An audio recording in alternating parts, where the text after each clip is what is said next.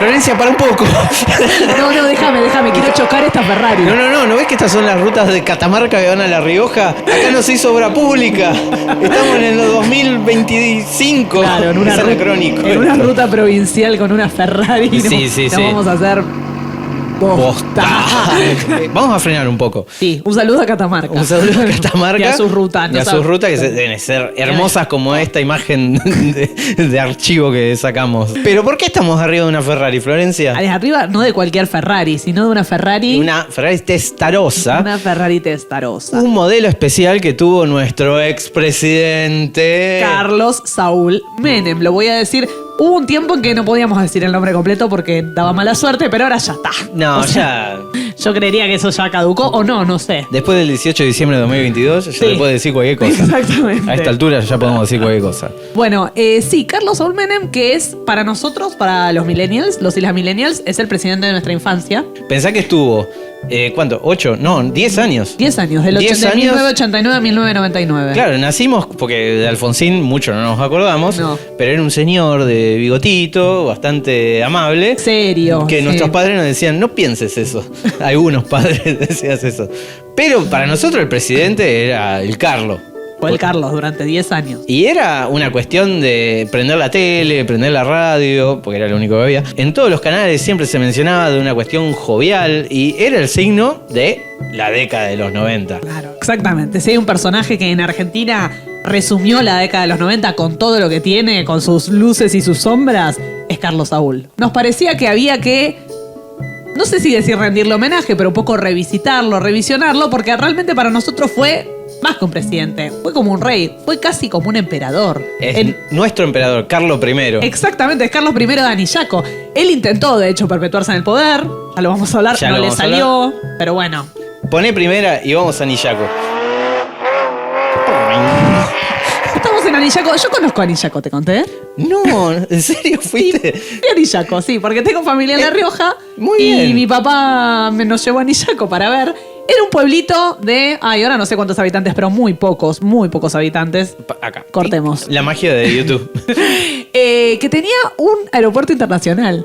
Eso es increíble. Es increíble. O sea, es como si te dijera que no sé. O sea, si yo tengo un avión ahora en el garage, ¿no? ¿Puedo ir ahora a Anillaco, estacionar? Creería que ya debe estar medio decomisado. Pero es como si, no sé, si Pico Truncado tuviera, como si, ¿me entendés? Sí. Alto pelado. Claro, como si Indio Muerto tuviera. No, Cristiano Muerto. Como si Cristiano Muerto tuviera un aeropuerto. Como tenía un aeropuerto internacional. Carlos nació en Anillaco, en este pueblo, en 1931. Creo que en 1931 también. Hagamos de cuenta que sí. Carlos fue gobernador de La Rioja, digamos. ¿Cómo empieza él su carrera política? En 2 periodos, en 1973 a 1976, que esto se interrumpe con el golpe de Estado, y luego en 1983 con la vuelta de la democracia. Datos sobre Carlos en esa época. Primero, datitos. Eso, explotaba factos. mucho el look Facundo Quiroga. La patilla, el poncho, ese look medio caudillesco, medio como sexy, salvaje, ¿no? Era un buen cosplay, sabiendo de que el Carlos tenía una ascendencia musulmana y había que mostrarse como no. Yo soy el más argentino de todos los argentinos. Argentinísimo, tal cual. Bueno, pues en 1972 volvió en el mismo avión en el que volvió Perón, luego de su proscripción. Posteriormente, él obviamente siempre dijo que se llevaba muy bien con Perón y con Isabel, que a todo esto yo no sabía, era riojana también. Eso es un dato que no sabía. Pero nadie sabe que es riojana, era riojana. Y yo creo que muchos pequeños que están viendo esto no saben quién es Isabel. No saben quién es Isabel. Bueno. Es la Googleen bajo su propio riesgo. Bueno, parece que dicen que no se llevaba en realidad muy bien, como él decía, o también como él decía con Perón y con Isabel. De hecho, dicen que Perón, luego de una reunión de gobernadores, lo llamó payaso o mamarracho. Es muy fuerte cuando te dicen payaso. Bueno, durante la dictadura, como te decía, en 1976 se terminó su gobernación y fue encarcelado, porque encarcelaron a todos los dirigentes peronistas. Cuenta también la leyenda que cuando los militares lo van a buscar a la casa de gobierno de La Rioja en pleno golpe, Menem los saludó pacíficamente, los hizo entrar, les dijo, no hay problema, yo entiendo, ustedes tienen que hacer esto, nos vamos a volver a encontrar cuando yo sea presidente. Crack. El verdadero Chad. Exactamente. Pasó 2 años preso en Magdalena y luego parece que los ofrecían hacer una detención domiciliaria en otra ciudad que no estuviera en la provincia donde ellos residían. Y ni lento ni perezoso, ¿qué eligió el Carlos? Mar del Plata en los 80, escucha, donde se hizo amigo de Monzón, de Susana, de Olmedo, porque además estaba medio como libre. Él tenía que ir todos los meses a presentarse en la comisaría del barrio, pero después podía hacerse un asadito con Monzón. Dice que se hizo amigo de Macera, también de Emilio Macera, el almirante. Googleen. Tras terminar la dictadura, el Carlos se quiso volver a presentar, quiso retomar lo que él pensaba que era de él. También se presentaba como una figura imponente, pero aparte con el peso de haber sido encarcelado en la dictadura. O sea, tenía un lore bastante interesante. Sí. Y la ventaja que tuvo él es que aglutinó a muchos sectores políticos. Formó un gran frente con un discurso muy agresivo, muy antiimperialista, anti-yanqui, que luego, esto ya le está pareciendo raro a los de nuestra edad, que luego se revertiría, pero en ese momento llegó a la presidencia de esa manera, ganando obviamente por amplia mayoría y mostrando que el peronismo estaba vivo en La Rioja ante un país totalmente radical. Totalmente. Porque, ¿qué pasó en 1983?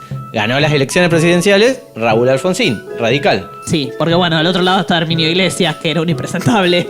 Me lo han dicho peronistas, incluso esto. Así claro, que es un anime que era impresentable. Sí, que era impresentable, sí. Por favor, googleen las frases de Herminio Iglesias porque no tienen desperdicio. No, maravilloso. Gobernó con un perfil y proyección presidencial. El tipo dijo, bueno, voy a ser gobernador como de paso para ser presidente. Y un dato curioso, durante su gobernación lo visita en 1986 Ted Kennedy. Sí, un Kennedy. Un Kennedy vivo. En ese momento era gobernador de Massachusetts.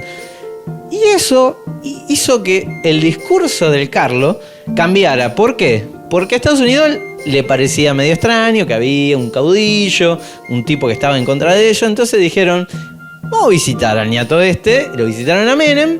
Y Menem a partir de ahí dijo, a futuro les debo un favor muy grande. God bless America, dijo. Totalmente, claro. Que después lo veremos con sus políticas, pero en ese momento igual se presentaba como el más argentino de todos los argentinos. Sí. Se presenta en una campaña presidencial con... ¿Qué compañero de fórmula? Me pongo de pie, no me puedo poner de pie porque estoy en la Ferrari. Sí. Con Eduardo Duhalde. Eduardo Duhalde, toca bocina. Entonces, 2 bocinazos por Eduardo Duhalde, que en ese momento eran muy amiguis, pero muy amiguis, luego se pelearon a muerte. Su contendiente vendría a ser las primarias, en ese momento no había pasos, eran primarias, era Antonio Cafiero. Antonio Cafiero con De la Sota. O sea, tenían provincia de Buenos Aires y provincia de Córdoba, las 2 provincias más populosas de la Argentina, las tenían ellos. Sí, Menem era caballo perdedor.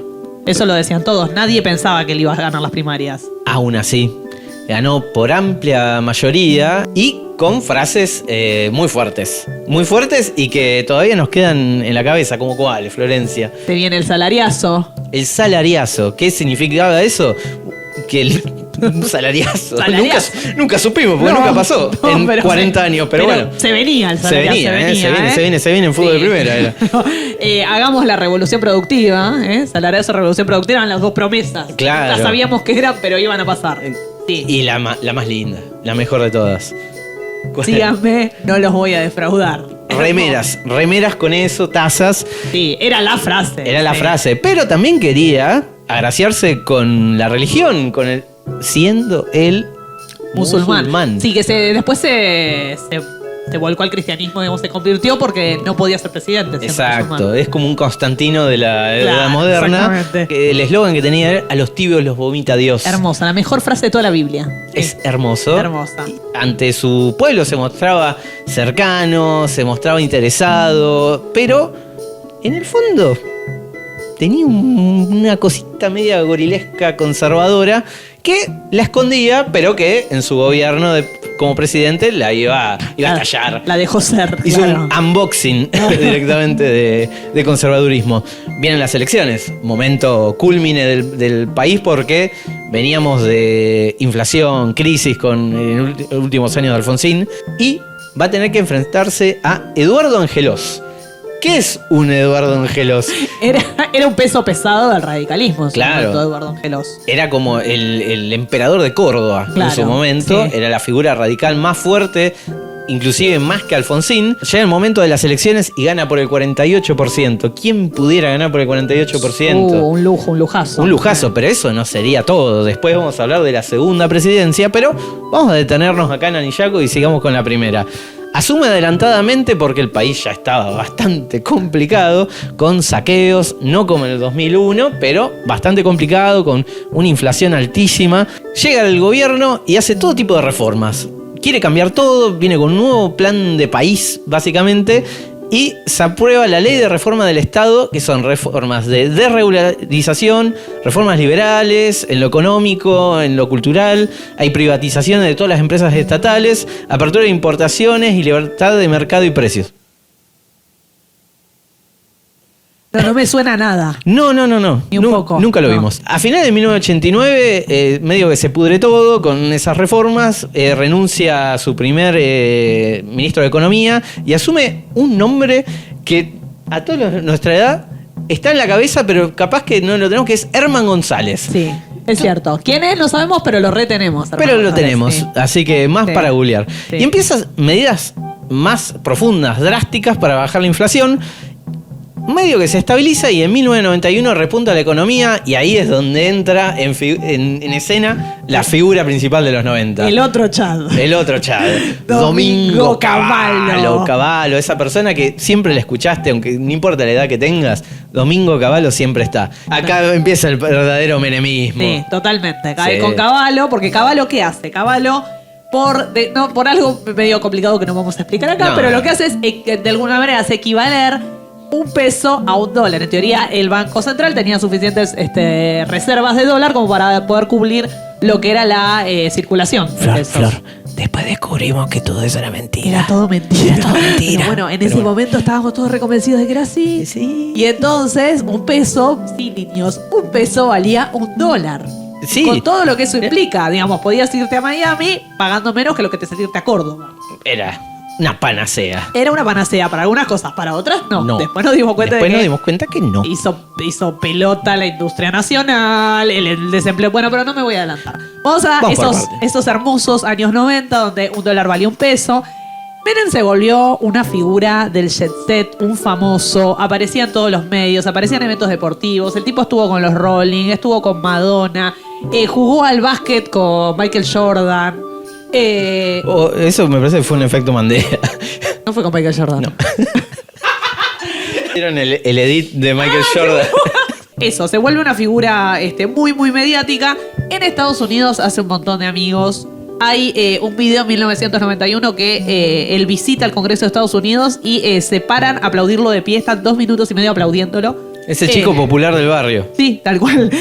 Clinton lo dice que es un gran estadista, lo llama My Friend, presidente Menem. Además, empieza siendo amigo de Bush y después que era republicano, después se hace amigo de Clinton, que era demócrata. Él no tenía problema. No tenía problema no. con nadie. Y ahí empieza lo que Guido Di Tella llama las relaciones carnales con Estados Unidos, que dice que eran tan cercanas y además muy basadas en la exportación de carne que podían llamarse relaciones carnales. Fue un Exacto. chistecito, como un chascarrillo de la época. Él decía que nos habíamos insertado en el mundo. Bueno, nos insertamos en el mundo, por ejemplo, involucrándonos en la guerra de Irak. Se enviaron embarcaciones para colaborar con la guerra del Golfo en 1990. De hecho, la bandera argentina encabezó el desfile de la victoria en Nueva York una vez que terminó la guerra. Muchacho. Bueno, por otro lado también, nada, le vendimos armas a Croacia, de Bosnia y Herzegovina en las guerras yugoslavas y a Ecuador Sí. en la guerra contra el Perú, que además éramos como mediadores nosotros. Claro, o sea, claro. era lo peor que podías hacer. Bueno, Le metía ficha. claro, De metía fondo. ficha a todos. Nosotros decimos que realmente era más que un presidente, era medio como un emperador y él trató de construir, hizo cosas para construir esa figura, ¿no? Por ejemplo, sacó algo que se llamó el cotillón menemista. Yo no sé si llegaste a ver vos los Sí, menemtruchos. yo tuve uno. ¿Tuviste un menemtrucho? Tuve un menemtrucho No. que yo pensaba que era de verdad. Era No existía mi- más Carlos Pellegrini, era él. Claro, eran billetes de un peso con el rostro de Carlos, de un peso que en ese momento era un dólar, recordemos. Claro. O sea, era mucho dinero. Y con frases proselitistas que salen en 1996 para su cumpleaños número 66, que además eran muy pillos porque si lo dabas vuelta, 66 es 99. Y él apuntaba a que a la reelección en el 99, porque él lo reeligen en el 95, luego del pacto de Olivos que hace con Alfonsín para que cada presidente tenga posibilidad de una reelección. Claro, antes Claro. estaban 6 años en el gobierno y no se podía reelegir. Claro. Cambiando la constitución, pasaban a 4 años con posibilidad de reelección. Y él tuvo 6 y 4 años porque era un pillo. Claro, El pero Carlos. quería más. Quería aún. más. Él Sí. quería impulsar la reelección, la que lo intentó, pero no lo logró ni siquiera con toda la corte a favor. ¿A quién les hace acordar? ¿A los fanáticos de la Edad Media como nosotros? Al Carlos, tal vez uno de los Carlos más grosos que tuvo la historia de la humanidad, pero para eso ponés primera y nos vamos a París. Florencia. Escuchame, ¿por qué? Porque era el rey de los francos, o sea, el Carlo Magno, realmente el emperador, el gran emperador de la cristiandad, emperador del Sacro Imperio Romano Germánico. Nos encanta hablar del Sacro Imperio Romano Sí, Germánico. sí. Lo vamos casi todos los capítulos van a tener algo del Sacro Imperio Romano Sí, Germánico. tal cual. Dije cualquier cosa. Romano Sarasa. Carlo Magno fue el rey de los francos. El estado franco-cristiano fue uno de los estados que se construyeron, digamos, luego de la caída del Imperio Romano de Occidente, bajo la dinastía merovingia. Luego, con los años, fue declinando, se dividieron en varios ducados y se volvieron a reunificar bajo la dinastía carolingia de Carlos Martel, que fue el abuelo Que de no es Carlos el Magno. facha, Martel. No, no. ¿Qué es? Muy bien la aclaración, muy pertinente. Es más 80, pero Claro. sirve. Fue rey de los francos, Carlomagno, desde el 768 y rey de los lombardos desde el 774. Había heredado de su padre Pipino el Breve, que lo llamaban así porque era petizo. Tenés que cerrar el estadio. Sí. Se viene una época de muy buenos nombres de Sí, reyes. total. Y fue coronado emperador por el Papa León III en el año 800, en la Navidad del año 800. Dicen las crónicas que cuando Carlomagno entra a Roma, él no quería que lo declararan emperador. Él entró como con mucha humildad y lo declararon igual. Mentira. O sea, para mí es todo mentira. Sí, o sea, ¿quién sí, puede sí, creer sí, sí. que Carlomagno no quería ser emperador? Bueno, su imperio se va a extender por Europa Occidental, por Europa Central, y su reinado fue absolutamente crucial para la historia europea. Básicamente se lo llama el padre de la Europa moderna. Se da lo que se llamó Renacimiento Carolingio, que le dio un espaldarazo crucial a la cultura. Y también fue un gran defensor de la religión cristiana. Como decía, era hijo de Pipino III el Breve, y él tenía un hermano, Carlomagno, que se llamaba Carlomán. Heredan casi toda Europa entre los dos, ¿no? Cada uno tiene una parte, porque ¿qué pasa? Si vos tenés media Europa, tu hermano tiene media Europa, está todo mal. Algún quilombo iba a pasar. Pero, ¿qué pasó? Antes de que se generara la Gran Guerra Civil, Carlomán murió de una manera, no sé, ahora contanos vos, de una manera rara, Muy ¿no? misteriosa. Dicen que de causas naturales por una hemorragia en su nariz. Que vaya. Qué Vaya. Qué conveniente. Se ha sonado muy fuerte Carlomán la nariz y se murió. Pero eso no está claro. Donde lean van a decir, no, bueno, murió de causas naturales, no, medio raro. Igual que pasó con el Carlo. Esto benefició a Carlomagno para la Edad Media Europa y a nuestro expresidente Carlos Menem. Las muertes sospechosas le sentaron muy bien para que su reinado sea próspero. No vamos a dar muchos nombres por las dudas, porque podemos ser los próximos, Sí. así que pido por favor, Florencia, que nos bluren, que seamos personas con identidad reservada. Bueno, parece que me desarrollé con esta voz y tu cara está muy cuadradita. Vamos a arrancar con las primeras muertes dudosas que, por ejemplo, al Carlos se le murió un titular de la aduana en el llamado Shomagate, que era un supuesto caso por narcotráfico. Yo no soy quien para juzgar No, eso. no, Si la justicia dijo que no, es que no. Inocentes. Totalmente inocentes. Totalmente inocente. También por el famoso tráfico de armas a donde sea, pero en este caso fue para Croacia y Yugoslavia, murió un subcomisario y 2 oficiales del ejército argentino en un accidente de helicóptero. Y no solo eso, sino que voló una fábrica de armas enteras en Río Tercero, que fue una de las catástrofes más grandes que Sí. tuvo nuestro país, Sí. pero voló misteriosamente. Tenía algo que ver, dicen las malas lenguas Yo no creo que tenga que ver No. una fábrica de armas con el tráfico de armas. Nada que ver, Nada que ver. Así como su nombre le indica, nada que ver. Nada que ver, así que no vamos a jugar. Quizá el caso más famoso de muertes sospechosas es de Lourdes Di Natale, que era la ex secretaria de Emir Yoma, que era el cuñado de nuestro señor presidente, Exactamente. porque después vamos a ver que esa familia presidencial tenía sus temitas. Lourdes cayó misteriosamente de un balcón cuando estaba por declarar por la causa del tráfico de armas. Sí, se cayó, dice que estaba como cortando un cable, algo así, se cayó. Y bueno, cosas que pasan, nosotros no podemos. Yo solo voy a decir que era la ex esposa de Mariano Cuñoli Varona, que es el actual ministro de Justicia de este gobierno. Nada más. Nada más. Pero quizá la muerte más resonante y la que más nos acordamos y con más puntos sospechosos es la de su hijo Carlito Jr., que un día, el 15 de marzo de 1995, salió a andar en helicóptero con Silvio Oltra, los dos corredores, porque eran fanáticos del automovilismo, y tuvo un desperfecto y cayó. Al parecer el desperfecto fueron un par de tiros, pero bueno, la madre, Zulema Yoma, personajón, que ya vamos a hablar de ella, siempre dijo que fue un atentado. Nunca desechó esa hipótesis y en este caso mueren 10 testigos claves. 10. 10. No 1, no 2, no 3, 10. No 10. Eso no es lo más llamativo, sino que algunos de estos testigos eran acusados de asesinar a los otros testigos. Como la muerte de Kennedy. Sí. Que se van matando entre sí como un dominó. Claro, no tenemos nada que envidiarle a la política norteamericana que tanto amaba a Carlos. Ya que hablamos de hijos y mujeres, Florencia, Sí. esa familia era muy buena. Era muy buena, sí, realmente sí. En el caso de Carlomagno tuvo un montón de mujeres reconocidas y de concubinas y un montón, porque había que tener pibe, porque ahí lo ibas metiendo, ¿no? Le ibas metiendo los ducados, bueno. La primera esposa, entre comillas, porque no estaban casados, fue Jimiltruda, con quien tiene, me encantan los nombres, Sí. nombres. Tienen a Maudru y a Pipino el Jorobado, que son dos hijos bastardos. Y con hijos bastardos me recuerda que Carlos Saúl estuvo en Formosa durante una parte de su detención preso político. Claro, lo mandan a Formosa. Se queda con la familia de los Mesa y la embaraza, podemos decirlo así, a Mirta Mesa. Sí. Que es una mujer que era creo que era la hija de la familia con la que vivía, que luego ella fue diputada, tuvo una carrera política. Con ella tiene a Carlitos Nair.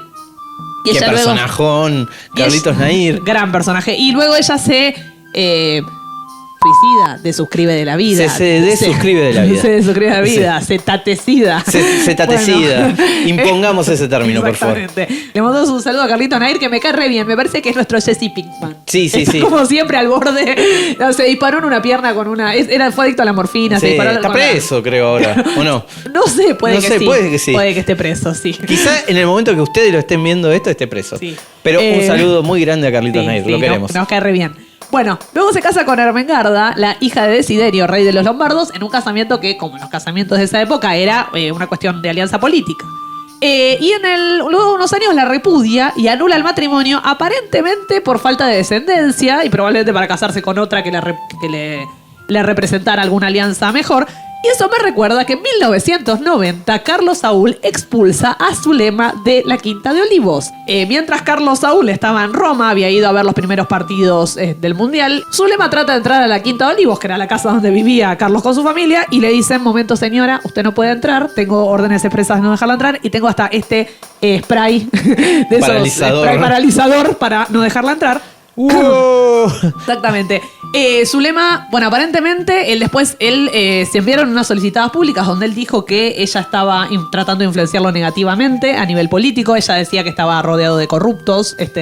Lo acusaba. Su palabra contra la otra. Exactamente, lo acusaba de corrupción y también de infidelidad, porque a todo esto. No me digas. Al Carlos se le han conocido. Bueno, el Carlos, una de las grandes, las que se han sindicado, nosotros no sabemos pues no estábamos ahí, pero las que se han sindicado como amantes del Carlos fue Amalia Yuyito González. Vaya. Qué casualidad, ¿no? Qué coincidencia, ¿verdad? Los neoliberales las ponen mimosas. Exacto. Sí. Bueno, Mónica Guido. ¿Qué minón? Era el minón de la época, Mónica Guido. Moria Kazán, Alejandra Pradón, Luisa Albinoni. No, ahí había muchos nombres. Muchos. Y muchas más que se lo han adjudicado, pero no hay pruebas. Exactamente. Bueno, el tema es que no la dejaron entrar a Zulema, estaban los hijos. No está claro si los dejaban entrar a los hijos o no. Tiempo después él dijo: no, mis hijos podían entrar, pero bueno, ellos se fueron todos. Así que bueno, acá tenemos otro punto en común, el repudio de la mujer, ¿no? Y vuelvo a Carlomagno. En el 771 se casa con Hildegarda. Él tendría entre 25 y 30 años y ella tenía 13 añitos y tuvieron 9 niños. Y yo pienso, sería como su Cecilia Boloco, ¿no? Claro. Que se casa. Ella era una ex reina de belleza en Chile. con 36 años, él tenía 72. Recuerdo que cuando se casaron él dijo, uno tiene la edad de la mujer que ama. Esa fue la frase del Carlos. Y nunca los vimos besarse en la boca. Jamás. Ella Jamás. tenía un asco, le daba un asco, pero... Tenía que tomar un Raliberán antes de verlo. Exactamente. Y bueno, después va a tener a varias mujeres más, entre las que puedo destacar porque me parecen nombres geniales, Fastrada y Lutgarda. Qué Me buenos encanta, nombres. me encanta, para ponerle a un gato. Sí. Bueno, y como decía Carlomagno, luego de conquistar casi toda Europa, es coronado como el emperador del Sacro Imperio Romano Germánico. Voy a hacer mi momento feminazi. Había una emperadora en ese momento. Y se llamaba Irene, y era una mujer. Y le sacó los ojos a su hijo para poder quedarse en el poder. O sea, Exacto. realmente quería estar en el poder Quería. Irene. Pero León III, como buen machirulo, buen papa machirulo, porque en ese momento los papas eran de derecha, no como ahora me parece son comunistas al lado Sí. porque están todo tan corrido para la derecha que los papas ahora son de izquierda. Un saludo justamente a Un León. saludo a León León XIV. 14, Sí, ¿no? un saludo. Sí, ya perdimos la cuenta de León. Bueno, ese era León III, que era un machirulo y dice, no puede, ¿cómo va a ser emperador una mina? No. Pero y si un día se levanta y La cosa está sana. menstruando, ¿qué hacemos? La cosa sana, por favor. La cosa sana. Sí. Entonces le dicen, che, no hay emperador. ¿Por qué no te coronamos? Bueno, lo coronan. Pero esto le confiere autoridad política y religiosa y también simboliza la alianza entre el poder temporal y el poder espiritual. Y esto genera una restauración temporal, ¿no? Del Imperio Romano de Occidente y también le confiere a Carlomagno un poder divino y militar y político total, ¿no? Total. Y esto nos lleva al poder total del Carlos, ¿no? Impactante. Bueno, se juntó con Alfonsín en 1994 en la Quinta de Olivos y fundaron llevaron a cabo lo que luego se llamó el Pacto de Olivos, ¿sí? Donde se reformó la Constitución, por ejemplo, como decíamos, se introdujo la figura de la reelección, tuvo poderes extraordinarios, tuvo control total del Poder Judicial, porque además amplió la Corte de 5 miembros a 9, lo que generó lo que se conoció como la famosa mayoría automática. Había 5 miembros que siempre votaban a favor del oficialismo. Y eso explica un poco lo que decíamos de las muertes misteriosas. ¿Por qué no se esclarecieron? ¿Por qué eran cada vez más?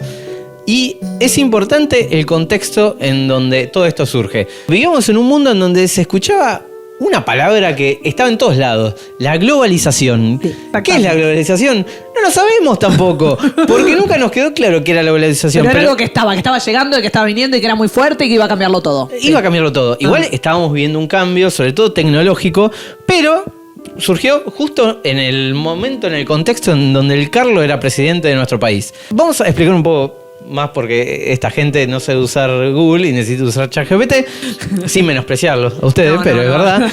Es un cambio en las políticas económicas y culturales de todo el mundo. Y era, en realidad, un libre comercio entre naciones, pero también un intercambio cultural.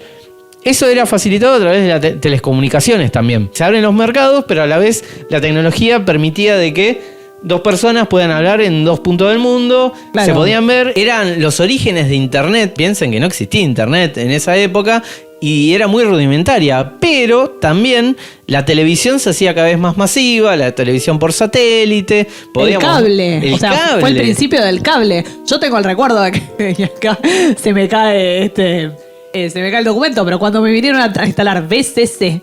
BCC. Y yo recuerdo haber pensado, wow, ahora puedo ver dibujitos Claro. las 24 horas. Yo ¿Las tenía 24 horas? Cablemundo tenía. Las sociedades ya no estaban aisladas, sino que compartían, por ejemplo, una persona en Europa, ya era más fácil que supiera qué es el mate y nosotros sabíamos qué estaba pasando en Europa. Los mundiales ya eran televisados masivamente. Estábamos invadidos por palabras en inglés. Vos ibas a comprar algo y veías tipo free shop y todas esas cosas. Insoportable el uso del inglés en los 90. Estaban los shopping. Era la explosión de los shopping porque era algo, una invasión de Estados Unidos. Las casas de hamburguesa empezaban a aparecer en todo el país. Claro. No solamente nuestro orgullo de Pampernick, sino otras marcas empezaron a hacer la mierda Pamper. Notábamos era que lo nacional se estaba deteriorando. Sí. ¿Qué me hace acordar esto? Florencia, a otro Carlos muy importante. Así que sí. poné primera y nos vamos a las tierras de Bélgica y del norte de Francia. Y de prácticamente toda Europa, porque Carlos I de España y Carlos V de Alemania llegó a tener toda Europa bajo sus pies, que la heredó. O sea, heredó gran parte, porque era el nieto de los reyes católicos y de parte de todos sus abuelos y sus papis fue heredando Flandes, España. Lo coronaron también emperador del Sacro Imperio Germano Romano. Sacripedio. Él era de la dinastía Habsburgo, hijo de Juana, mal llamada la Loca, y Felipe el Hermoso. Eso es muy machista. Muy machista. Sí. Además, si vos ves un cuadro de Felipe, no era nada hermoso. De hecho, No, creo no. que era irónico. Entonces, fue heredando la región de Borgoña, los territorios europeos y los territorios americanos también. Pues recordemos que los reyes católicos salieron a buscar especias y trajeron un continente, ¿no? Entonces, Sí. heredó prácticamente toda América. Pero Carlos I de España y V de Alemania tenía una visión. Tenía una visión de un mundo globalizado, pero diferente a lo que estábamos hablando. Él quería el mundo bajo su poder y bajo el poder cristiano, porque él si algo era muy católico, Ay, muy sí. cristiano. Los españoles, viste, que son muy católicos. Muy sí. España. Sí. Y bueno, pero él lo quería bajo la espada, o sea, quería globalización a la fuerza, básicamente. Pero tenía una visión. Muy pocas personas tienen una visión, él la tuvo. Ya que tenía medio Europa bajo su poder, había heredado todas esas cosas, tenía una buena familia, pero para tener toda Europa necesitaba el milanesado. ¿Quién no necesita un buen milanesado? ¿Quién no necesita Claro. eso? ¿Pero qué era? El milanesado era todo el norte de Italia, que era una zona muy importante para la Edad Media porque concentraba todo el poder económico y cultural, y también estaba el Vaticano. Él lo que quería hacer era rey universal. ¿Qué era eso? El lema de Plus Ultra, que es ir más allá.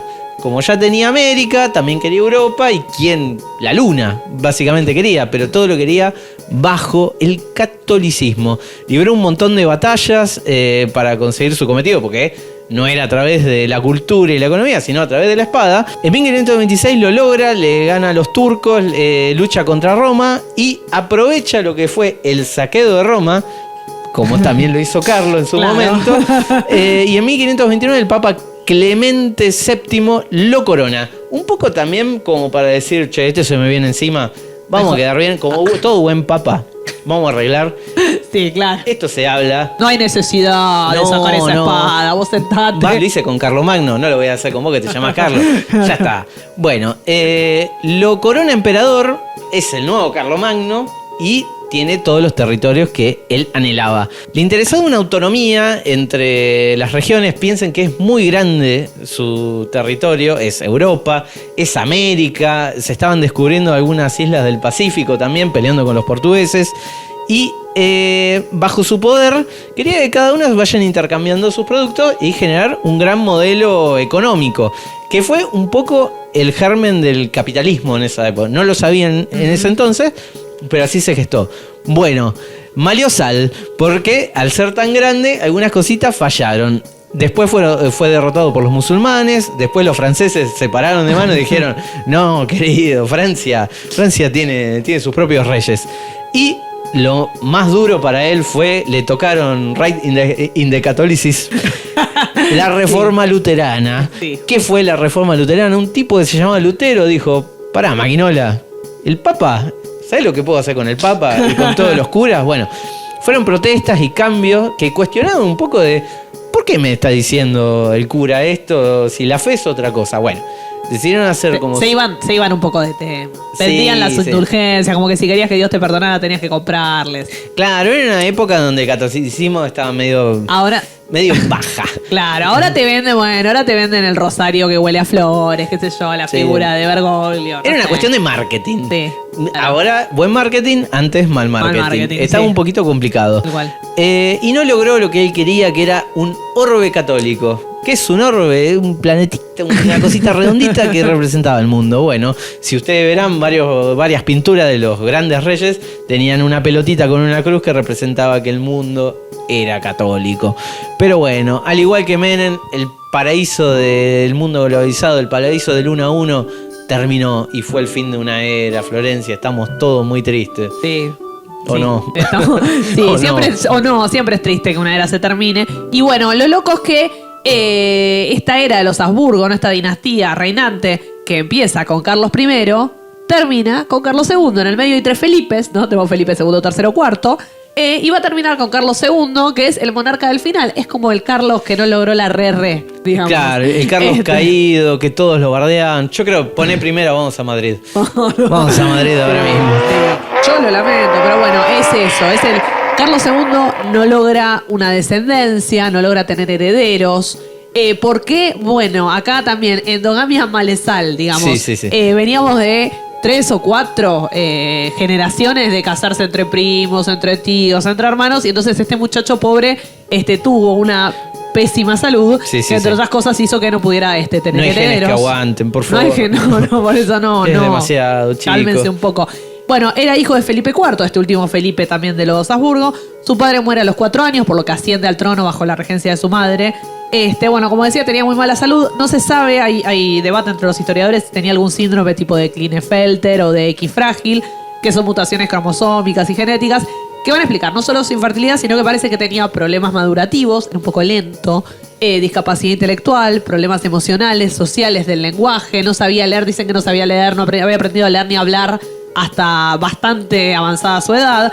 Nada que ver con el Carlo, digamos. Ahí sí, el Carlo te hablaba. Hay una diferencia muy grande entre una cosa y la otra. Sí. Tuvo su propio Domingo Cavallo, tuvo muy buenos ministros de economía, Carlos II, porque lo que dicen es que, pobre, él sabía que era lento. Era como una especie de Forrest Gump. Entonces, como sabía que era lento, él elegía bien a sus... Él decía, bueno, yo tengo que poner en los cargos clave a gente que tenga la capacidad que yo no tengo, ¿no? ¿Cuál es tu virtud? Elegir.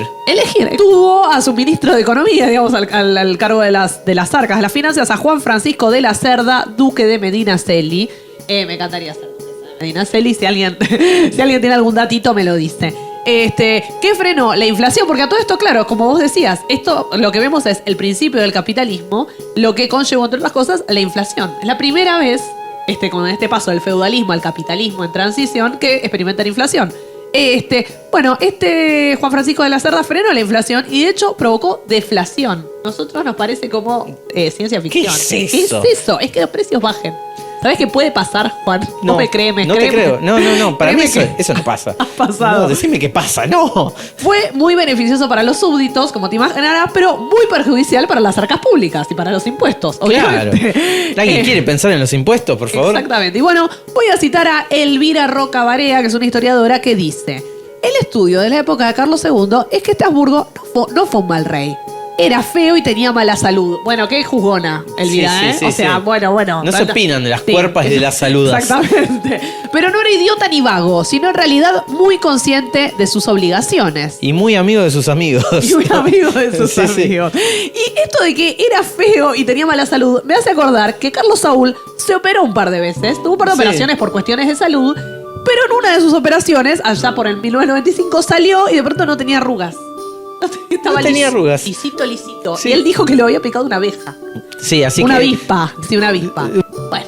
Y bueno, y la gente gastando plata en cirugías, cremas, y tan solo una picadura lo podía solucionar. Exactamente, una picadura de avispa. Exacto. Bueno, como no lo hagan en decíamos- sus casas, por favor. No. Y si lo hacen, no nos mencionen, no tenemos nada que ver. No tenemos nada que ver. Bueno, este fue el monarca Delfín. Bueno, hay que aclarar, nosotros nos gusta mucho hablar de Edad Media. Ninguno de los dos Carlos era estrictamente medieval, pero fue el principio y el final de este famoso siglo de oro español, que para nosotros los argentinos fue la década de oro, ¿verdad? Claro. Y Carlos II muere en 1700, que es la transición a lo que va a ser luego el siglo de la Ilustración, y un siglo que, salvo, vamos a decir, tuvo la independencia de Estados Unidos, la Revolución Francesa, alguna que otra revolución industrial, que son muy importantes, pero para de contar, no le importa mucho a nadie el siglo XVIII. No. La verdad. Igual no le nos mandamos interesa. un saludo a los fanáticos del siglo XVIII. No hay Sí. nada contra ellos, pero No. qué poronga decirlo, ¿no? Qué siglo Sí, de sí, mierda. sí. Pues está bien, tuvieron las revoluciones, pero no pasó nada. A nivel literario, no, yo que me digo a la No, literatura, no. nada, pero ni una puta novela buena pudieron sacar nada, un poeta, nada. Llegaron los últimos días del Carlos. ¿Y qué pasó, Florencia? ¿Qué le pasó a nuestro Carlos? Este no es mi Carlos, este no es el Carlos que recuerdo. Nosotros está Ramón Díaz de vuelta. No, este no es nuestro Porque Carlos. habíamos empezado re bien la década. ¿Y qué pasó? Todo ¿Cómo lo la que tra- sube tiene que caer. Bueno. Florencia, es momento con la poca nafta que nos queda. Volvamos a Nillaco. Vencidos totalmente. Vencidos, llenos de desempleo. El Carlos parece que había recibido un 7% de desempleo al principio de la década. En 1999 lo devuelve al doble, 13,8%. Exitoso en desempleo. Muy exitoso, sí, lo duplicó. Deuda externa eran 96 mil millones de dólares a principios de los 90. Bajó, en algún momento bajó, pero terminó en 150 mil millones de dólares. 54% de personas bajo el umbral de pobreza. Bueno, para sorpresa de nadie, No me pongo trosca. El neoliberalismo fracasa una vez más. No me digas, Florencia, no. Él se sacaba la máscara de Tico del Caño. No, claro. no, es Miriam Bregman. No consigue la reelección, que además estaba expresamente prohibida por el Pacto de Olivos de 1994, que el Carlos del pasado había suscrito, ¿no? Dato jugoso, este es de los datitos que me encantan. En 1998, luego de una entrevista con Juan Pablo II, el Papa de los 90s, instituye... Me pongo de pie ante Juan Pablo, hasta Carol. Instituye en Argentina que el 25 de marzo sea el Día del Niño por Nacer. Está totalmente pañuelo celeste, antiaborto. Y en 1999, hace un tiempito después, su lema cuenta, pero si yo me hice un aborto, el Carlos me llevó a hacerme un aborto en 1969. O sea, ¿qué es esto? Bueno, No, Carlos. claro. Bueno, como decía, y terminamos también con esta Corte Suprema de 9 miembros, ¿no? Esta mayoría automática. Bueno, entrega el país en unas condiciones medio, digamos, 2 años después tenemos la crisis del 2001. Tal vez tuvo algo que ver. Tal vez. Tal vez. No lo sabemos. Me arriesgo a tirar esta hipótesis que nadie nunca consideró. Escuchamos pero no juzgamos. Sí. Pero bueno, así termina nuestra historia del Carlos, que podríamos darle un final feliz, pero es imposible, porque nuestras infancias nos dicen que nuestros padres puteaban al Carlos. Algunos lo quisieron, otros no, pero... Algunos primero sí, después no, después sí, después no, así. Pero sí. Wikipedia nos dijo que fue un desastre todo. Sí, la verdad que sí. Lamentablemente. Y no queríamos despedirnos sin antes nombrarnos con @Florencia. Recordar que mi compañero, acá mi copiloto, es @Juan el Específico. Y mi compañera es @Florencia Strawberry. Y esto ha sido algo así, pero nada Algo que así, ver. pero nada que ver. Los dejamos con una oda, con una poesía. Al y futuro, una oda al futuro. Una visión que tuvo el Carlos, que la vamos a escuchar en este momento. Hace pocas horas yo recibí a una empresa multinacional que está operando en la República Argentina. Está constituyendo una sociedad con otras empresas de afuera y de Argentina. ¿Saben por qué? Porque dentro de poco tiempo se va a licitar un sistema de vuelos espaciales mediante el cual desde una plataforma que quizás se instale en la provincia de Córdoba, esas naves espaciales, con todas las seguridades habidas y por haber, van a salir de la atmósfera, se van a remontar a la estratosfera y desde ahí elegir el lugar a donde quieran ir. De tal forma que en 1 hora y media podemos estar desde Argentina, en Japón, en Corea o en cualquier parte del mundo.